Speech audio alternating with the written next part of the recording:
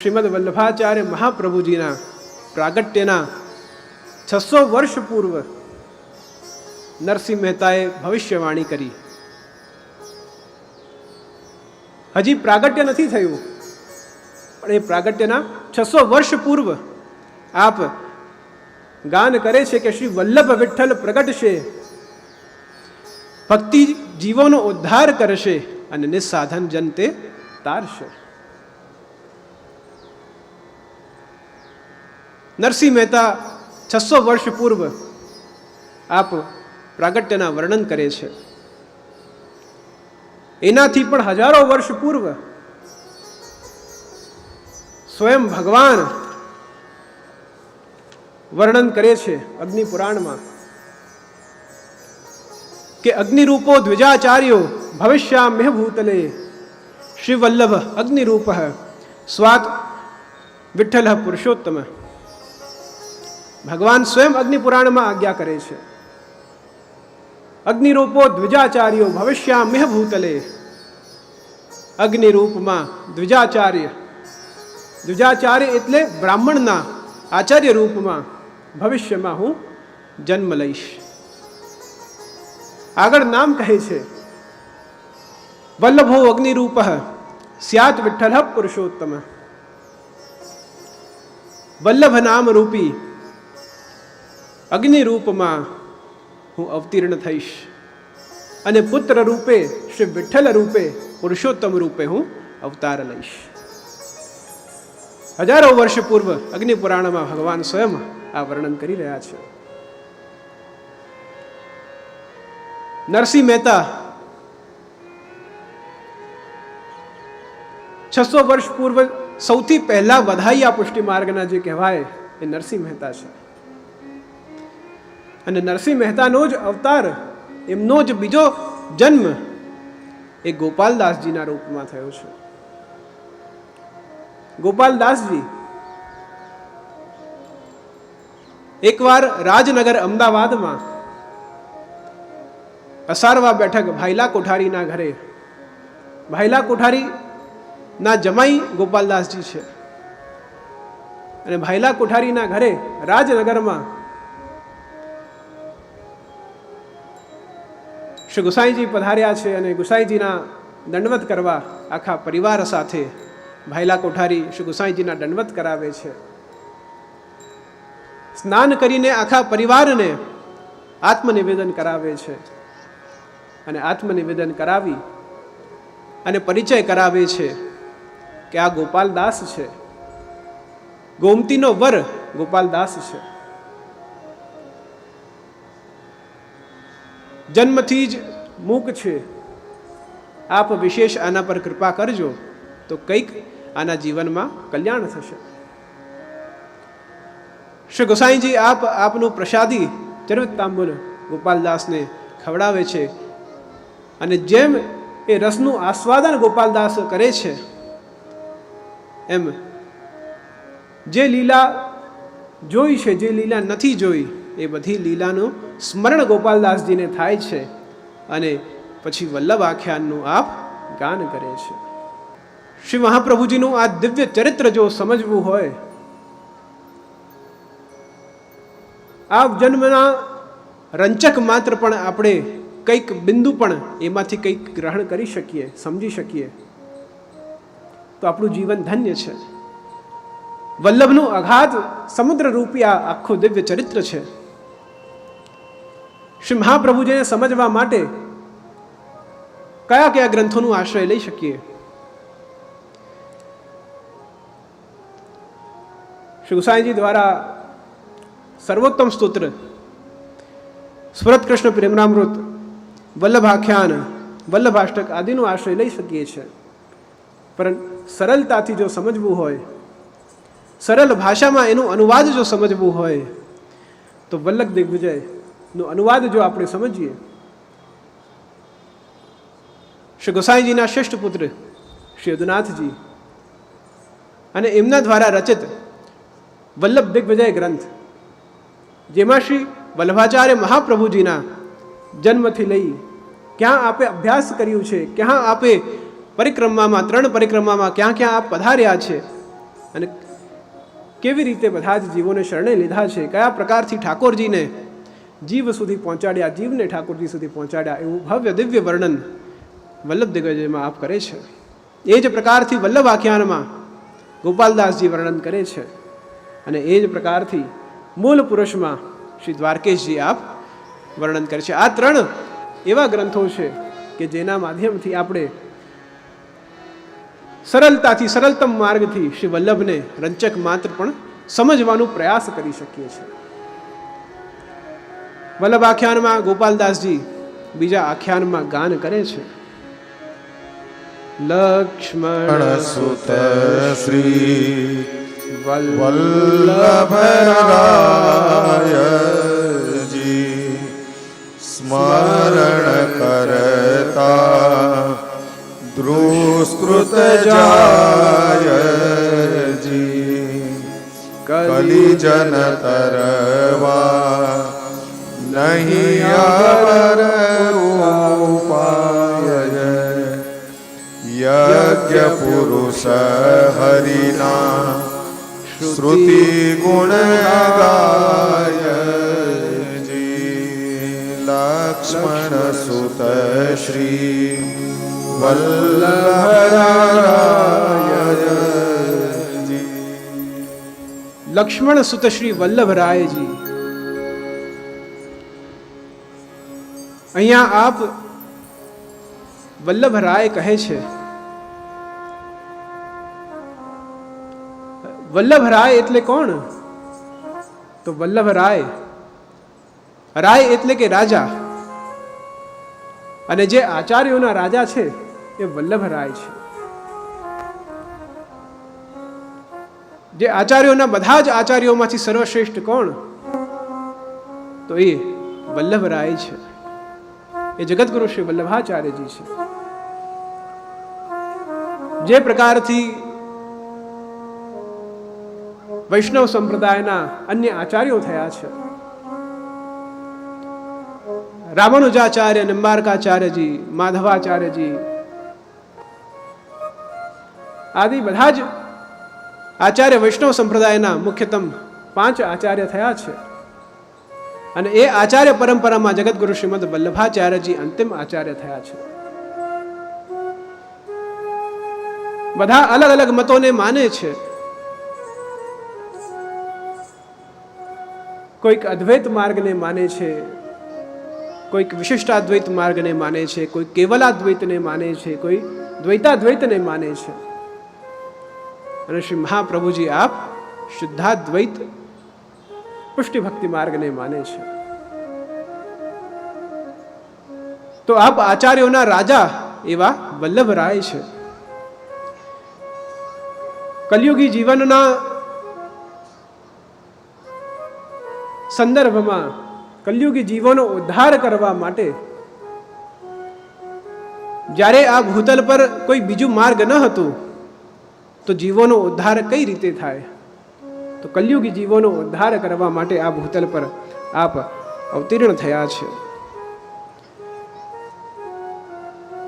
कलयुग सब जगते अधिकाई, जा जुग में प्रगटे जग शीतल, श्री वल्लभ सुखदाई, कलयुग सब जगते अधिकाई.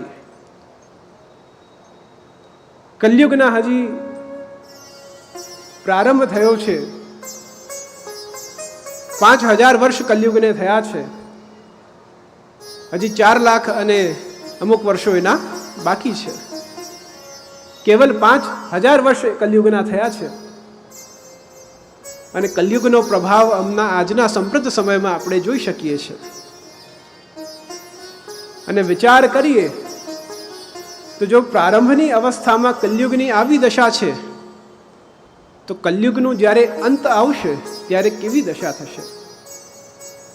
અને કલયુગના અંત જ્યારે કલયુગ પૂર્ણ વેગથી આ વિશ્વમાં વહેશે ત્યારે આ ભૂતલ પર અંતિમ કલ્કી અવતાર પછી અવતીર્ણ થશે.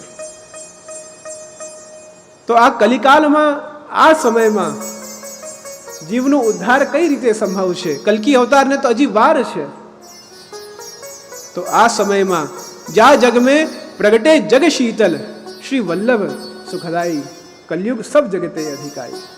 તો જે જગમાં જે સમયમાં કલયુગ વેગપૂર્વક વધી રહ્યું છે, એ સમયમાં જગતગુરુ શ્રી વલ્લભાચાર્ય મહાપ્રભુજી આ ભૂતલ પર જીવોને ભટકતા બચાવે છે.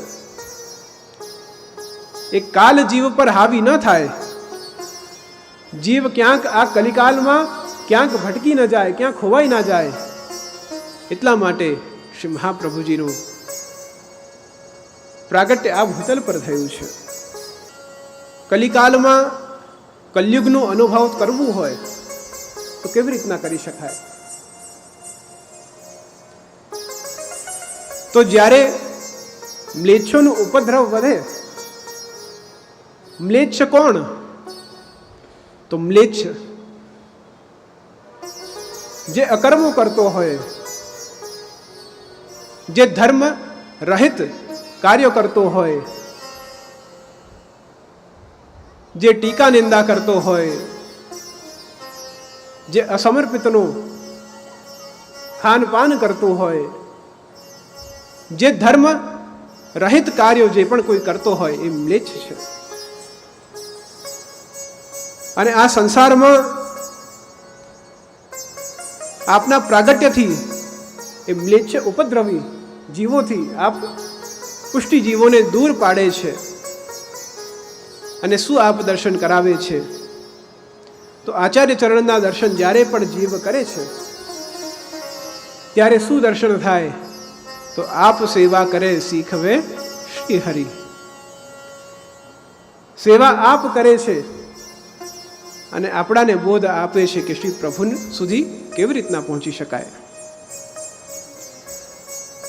આપનું પ્રાગટ્ય શ્રી ગોસાઈજી આજ્ઞા કરે છે કે વસ્તુતઃ કૃષ્ણ એવ, પ્રાકૃત દેહથી આપ આ ભૂતલ પર પધાર્યા છે, પણ અપ્રાકૃત રૂપે આપ સર્વોત્તમ રૂપે પણ બિરાજે છે. જે પ્રવાહી સૃષ્ટિ છે એના માટે પ્રાકૃત દેહ ધારણ કર્યો છે, પણ જે વૈષ્ણવી સૃષ્ટિ છે એના માટે અપ્રાકૃત રૂપે આપ બિરાજે છે. આપને સર્વોત્તમ કેમ કહ્યા?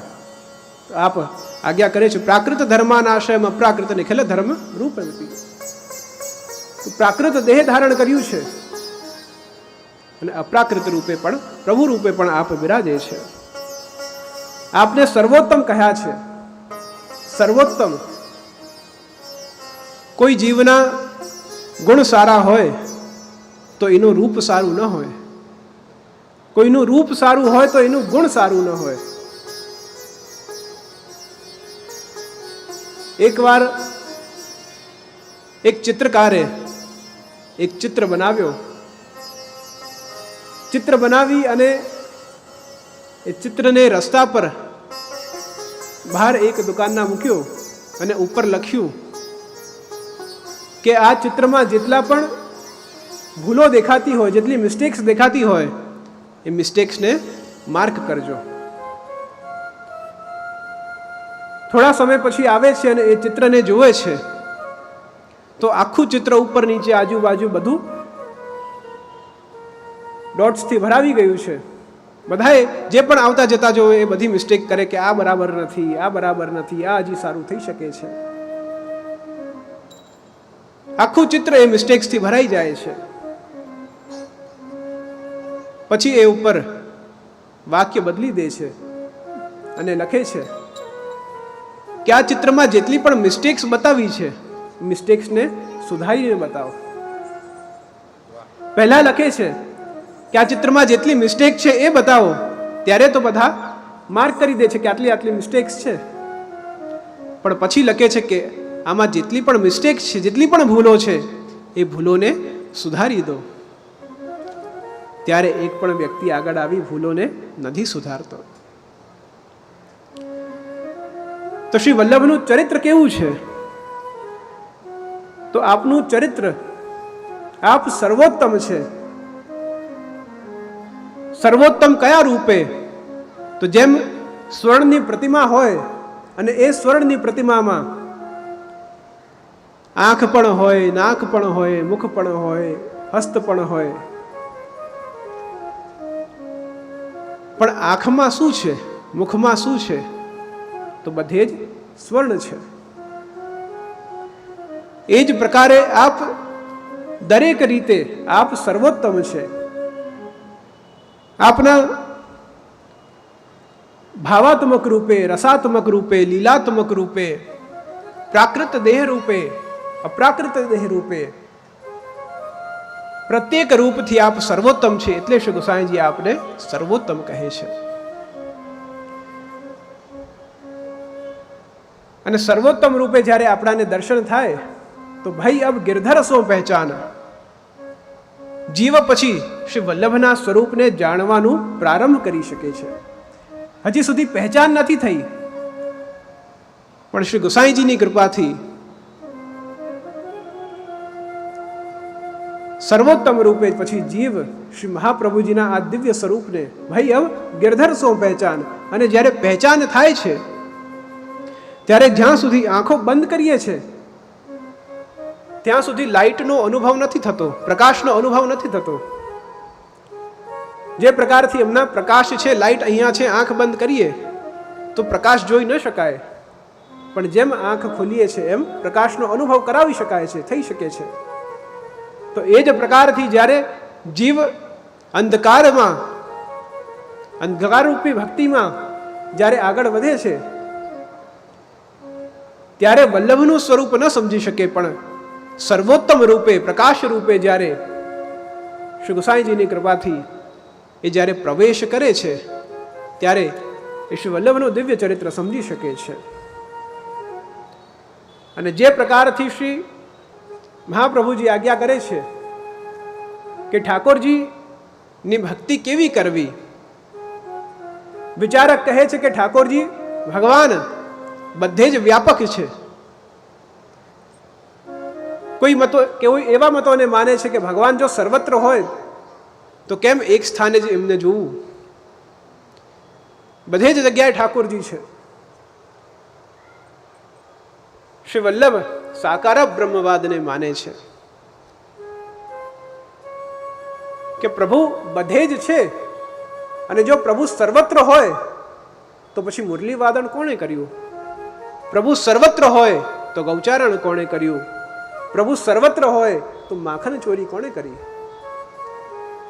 એટલે કોઈ કરતા છે, કોઈ એક કાર્ય કર્યું છે તો એના કરતા પણ કોઈ હશે. તો ભગવાન સર્વત્ર છે, પણ મૂળભૂત રીતે સાકાર બ્રહ્મવાદ તો સાકાર રૂપે તો આપ બિરાજી જ રહ્યા છે. તો જ્યારે સાકાર રૂપે ભગવાન બિરાજે છે તો એ સાકાર રૂપે જ્યારે ભગવાને આકાર લીધો અને આકાર લઈ જ્યારે આ સંસારનું નિર્માણ કર્યો, તો આ સંસારનું જ્યારે નિર્માણ થયું તો આ સંસારમાં પછી આપણે બહુ જ મોટું ભવન બનાવીએ, ઘર બનાવીએ, 5 બેડરૂમનું 6 બેડરૂમનું મોટું ઘર બનાવીએ અને ઘરમાં રહેનાર કેવલ એક વ્યક્તિ આપણે જ હોઈએ તો આનંદ આવે? આનંદ ન આવે. તો આ આખું મોટું સંસાર ભગવાને બનાવ્યું છે, તો આખા સંસારમાં ભગવાન એકલા ક્રીડા કેવી રીતે કરે, લીલાઓ કેવી રીતે કરે? તો સા એકાકી ન રમતે દ્વિતીયમ ઈચ્છત.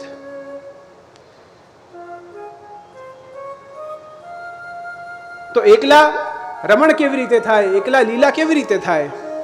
તો આપનામાંથી આપનું જ અંશ સ્વામીની રૂપ પ્રગટ થયું. અને જ્યારે સ્વામીની રૂપ આપનામાંથી પ્રગટ થયું અને આપનામાંથી બીજા અન્ય રૂપો પ્રગટ થયા, આ સંસારની ઉત્પત્તિ થઈ, આ સંસારની રચના થઈ. અને એ સંસારમાં પછી જ્યારે પ્રભુ વિવિધ લીલાઓ કરવા લાગ્યા, એ લીલાઓમાં જ્યારે એકવાર શ્રી પ્રભુ વૃક્ષના નીચે બિરાજી રહ્યા હતા અને સ્વામીજી બીજા કાર્યમાં વ્યસ્ત હતા, ત્યારે શ્રી ઠાકોરજીને શ્રી સ્વામીજીનો વિરહ થવા લાગ્યો કે શ્રી સ્વામીજી શું કરતા હશે, શ્રી સ્વામીજી ક્યાં હશે? સ્વામીજીની પ્રતિ વિરહ થવા લાગ્યો અને વિરહ દશા ધીરે ધીરે વધતી ગઈ. એ તાલાવેલી મિલનની વધતી ગઈ. સ્વામીજી ક્યારે આવશે અને ક્યારે સ્વામીજીના દર્શન થશે, ક્યારે સ્વામીજીના સાનિધ્ય પ્રાપ્ત થશે. ધીરે ધીરે એ તાલાવેલી વધતી ગઈ. અને જ્યારે એ વિરહ દશા વધતા વધતા એવી અવસ્થા હવે આવી ગઈ છે કે સ્વામીજી વગર એક ક્ષણ પણ હવે રહી નથી શકાતું. શ્રી ઠાકોરજીમાં સ્વામીજી રૂપી સ્ત્રી ભાવ વિરાજમાન છે અને શ્રી સ્વામીજીમાં પુરુષોત્તમ રૂપી પુંભાવ વિરાજમાન છે. ઠાકોરજી ને વિરહ થાય છે અને જ્યારે એ ચરમ સીમા સુધી એ વિરહ પહોંચી જાય છે ત્યારે આપણામાંથી જ સ્ત્રી ભાવ રૂપી એક સ્વરૂપ પ્રગટ થાય છે. અને સ્ત્રી ભાવ રૂપી સ્વરૂપ આપનામાંથી જ્યારે પ્રગટ થાય છે, આપ એ સ્વરૂપ સાથે લીલા પ્રારંભ કરે છે. સ્વામીજી હજી બીજી અન્ય લીલામાં વ્યસ્ત છે અને એમના વિરહમાં અહીંયા આપમાંથી સ્ત્રી ભાવ રૂપી સ્વામીજીનું પ્રાગટ્ય થાય અને આપના સાથે જ્યારે લીલા પ્રારંભ થાય છે એટલી જ વારમાં સ્વામીજીનું પધારવું થાય છે. સ્વામીજીનું પધારવું થાય અને સ્વામીજી જુએ છે કે સ્વામી આપ કોના સાથે લીલા કરે છે? આ કોણ છે કે જે આપના ગોદમાં બિરાજી અને લીલા કરે છે ઠાકોરજી સાથે? સ્વામીજી માન ધરીને બિરાજે છે કે પ્રભુ બીજી કોણ સખી સાથે છે? અને માન ધરીને સ્વામીજી પધારે છે અને પધારી આપ પણ માન ધરીને બિરાજે છે. इत राधा प्रिय बावरी उत वेखल है कृष्ण लागी लगन लगे ना पिया मिलन के संग. તો અહીંયા પ્રિય બાવરી સ્વામીજી પ્રભુ મિલનમાં માન ધારણ કરીને બિરાજ્યા છે કે કોણ સ્વામીજી બીજી કોણ સખી ઠાકોરજી સાથે છે. ને અહીંયા ઠાકોરજી પણ માન ધરીને બિરાજ્યા છે કે સ્વામીજી ક્યારે પધારશે. અહીંયા સ્ત્રી ભાવરૂપી શ્રી સ્વામીજી ઠાકોરજી સાથે બિરાજે છે. અને જ્યારે સ્વામીજીને પણ હવે એવી અવસ્થા આવી ગઈ કે ઠાકોરજી વગર હવે ક્ષણ માત્ર પણ ન ચાલે, એવી વિરહની દશા જ્યારે સ્વામીજીની આવી તો આપનામાંથી પણ પુંભાવરૂપી ઠાકોરજીનું પ્રાગટ્ય થાય છે. ઠાકોરજીનું સ્વરૂપ આપ પાસે પધારે છે. તો બંનેના વિરહાત્મક રૂપથી ઠાકોરજી સાથે સ્વામીજી પધાર્યા અને આ બાજુ વિરહાત્મક રૂપે સ્વામીજી પાસે ઠાકોરજી પધાર્યા છે. અને બંને આ બાજુ ઠાકોરજીનું વિરહાત્મક રૂપ, આ બાજુ સ્વામીજીનું વિરહાત્મક રૂપ, અને બંને રૂપ જ્યારે મિશ્ર થાય છે ત્યારે ત્રીજું સાક્ષી સ્વરૂપ પ્રગટ થાય છે. અને જે સાક્ષી સ્વરૂપ પ્રગટ થાય છે એ સાક્ષી સ્વરૂપ પછી એક રૂપ થાય છે. આ ત્રણેય સ્વરૂપો ઠાકોરજીનું વિરહાત્મક સ્વરૂપ, શ્રી સ્વામીજીનું વિરહાત્મક સ્વરૂપ અને ત્રીજું સાક્ષી સ્વરૂપ, આ ત્રણેય સ્વરૂપો પછી એક રૂપ થાય છે અને એક દિવ્ય વિરહાત્મક સ્વરૂપનું પ્રાગટ્ય થાય છે. એ વિરહાત્મક સ્વરૂપનું પ્રાગટ્ય થાય અને એ વિરહાત્મક સ્વરૂપ શ્રી સ્વામીજી પાસે પધારે છે. સ્વામીજી પાસે પધારી અને સ્વામીજીને વિનંતી કરે છે કે પધારો, ઠાકોરજી ક્યારથી આપની વાટ જોઈ રહ્યા છે. સ્વામીજી કહે છે કે ઠાકોરજી તો બીજી સખીઓ સાથે વ્યસ્ત છે. એ વિરહાત્મક સ્વરૂપ કહે છે કે જેમની આપ વાત કરી રહ્યા છે બીજા કોઈ નહીં પણ આપનું જ સ્વરૂપ, વિરહાત્મક સ્વરૂપ ઠાકોરજી પાસે બિરાજી રહ્યું છે. આપ પધારો, ઠાકોરજી માન ધરીને બિરાજ્યા છે. આપ જલ્દથી જલ્દ પધારો અને ઠાકોરજીનું માન દૂર કરો. અને જેમ સ્વામીજીને ખબર પડે છે કે ઠાકોરજી માન ધારણ કરીને બિરાજ્યા છે અને જે સ્વરૂપને હું બીજો સમજી રહી છું એ મારો જ સ્વરૂપ રૂપે ત્યાં બિરાજી રહ્યું હતું, એ જ ક્ષણે શ્રી સ્વામીજી દોડતા દોડતા શ્રી પ્રભુ પાસે પધારે છે અને મનમાં પ્રભુ મિલનની તાલાવેલી આપના મનમાં થઈ રહી છે. અને એ જ સમયે આપ પંચાક્ષર મંત્ર બોલતા બોલતા પ્રભુ પાસે પધારે છે કે કૃષ્ણ હું તમારી છું, કૃષ્ણ હું તમારી છું. એ પંચાક્ષર મંત્રનું અલૌકિક પ્રાગટ્ય ત્યાં થાય છે. અને જ્યારે સ્વામીજી પ્રભુ પાસે પધારે છે અને પ્રિયા પ્રીતમ જ્યારે એકબીજાને જુએ છે, એકબીજાને મળે છે, ત્યારે આપનું માન, ત્યારે આપનું વિરહ દૂર થાય છે. જે પ્રકારથી